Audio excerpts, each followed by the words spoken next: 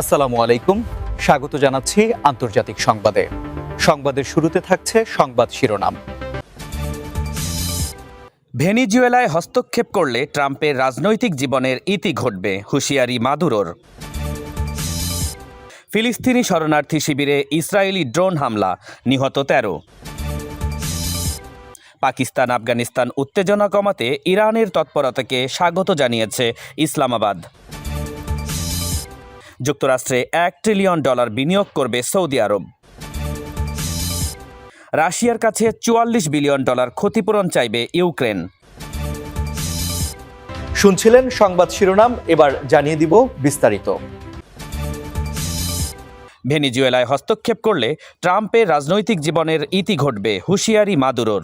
যুক্তরাষ্ট্র যদি ভেনিজুয়েলায় সামরিক হস্তক্ষেপ চালায় তা মার্কিন প্রেসিডেন্ট ডোনাল্ড ট্রাম্পের রাজনৈতিক জীবনের শেষ ডেকে আনবে বলে হুঁশিয়ারি দিয়েছেন ভেনিজুয়েলার প্রেসিডেন্ট নিকোলাস মাদুরো। তিনি বলেছেন, ট্রাম্পকে ঘিরে থাকা কিছু মহল যুক্তরাষ্ট্রকে যুদ্ধের দিকে ঠেলে দিচ্ছে, যা তাকে ধ্বংসের মুখে ঠেলে দেবে।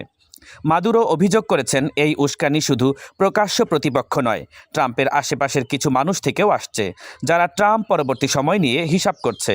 তিনি বলেন, ভেনিজুয়েলা যুক্তরাষ্ট্রের সঙ্গে সরাসরি আলোচনায় প্রস্তুত এবং কূটনীতি এবং মতৈক্যের পথেই সমাধান খুঁজবে। মাদুরো আরও জানিয়েছেন, গত 16 সপ্তাহ ধরে দেশটি হুমকি, মানসিক আগ্রাসন এবং নজরদারি সহ্য করছে।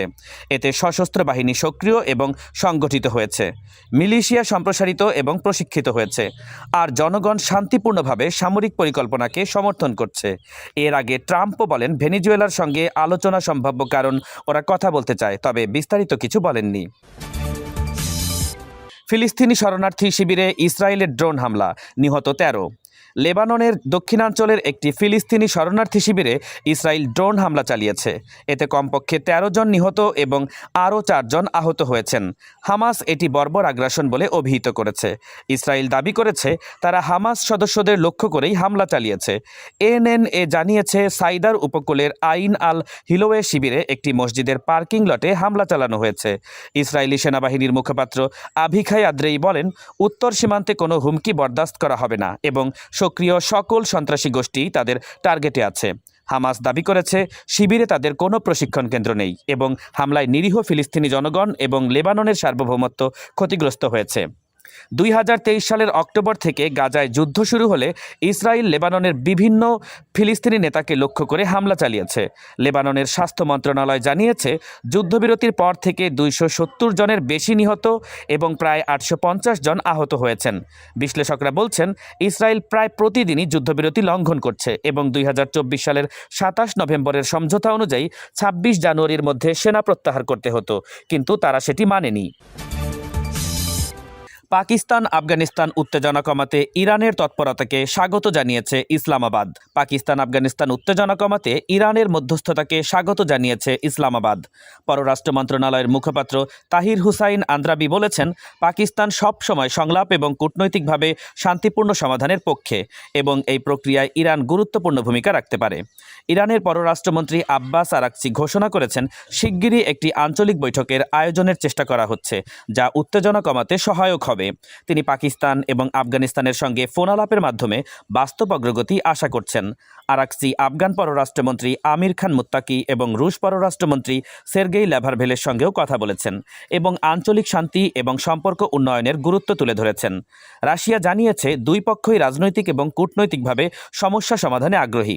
পাকিস্তানের প্রতিরক্ষামন্ত্রী খাজা আসিফ দাবি করেছেন, আফগান ভূখণ্ড পাকিস্তান বিরোধী কার্যক্রমে ব্যবহার হচ্ছে এবং এই বিষয়ে লিখিত প্রতিশ্রুতি চান তিনি। যুক্তরাষ্ট্রে $1 ট্রিলিয়ন বিনিয়োগ করবে সৌদি আরব। সৌদি আরবের ক্রাউন প্রিন্স মোহাম্মদ বিন সালমান ঘোষণা করেছেন, দেশটি আগামী কয়েক বছরে যুক্তরাষ্ট্রে $1 ট্রিলিয়ন বিনিয়োগ করবে। বিনিয়োগটি অবকাঠামো, প্রযুক্তি এবং নবায়নযোগ্য শক্তির খাতে কেন্দ্রীভূত হবে। তিনি আরও বলেছেন, দ্বিপক্ষীয় সম্পর্ক আরও শক্তিশালী করতে এবং অর্থনৈতিক সম্প্রসারণের জন্য যুক্তরাষ্ট্রে বৃহৎ বিনিয়োগ করছি। এই উদ্যোগ সৌদি অর্থনীতিকে বৈচিত্র্যময় করার পাশাপাশি প্রযুক্তি, স্বাস্থ্যসেবা এবং পরিবেশ বান্ধব খাতে নতুন সুযোগ সৃষ্টি করবে। বিশ্লেষকরা মনে করছেন, এটি দুই দেশের মধ্যে বাণিজ্য এবং প্রযুক্তি সহযোগিতাকে আরও গভীর করবে। রাশিয়ার কাছে $44 বিলিয়ন ক্ষতিপূরণ চাইবে ইউক্রেন।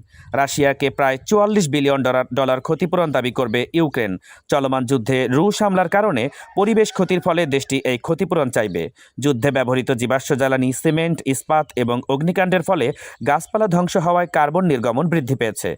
ইউক্রেনের অর্থনীতি, পরিবেশ এবং কৃষি বিষয়ক উপমন্ত্রী পাবলো কার্তাসভ বলেছেন, অতিবর্ষায় প্রচুর অতিরিক্ত কার্বন এবং গ্রিনহাউস গ্যাস নির্গমন হয়েছে।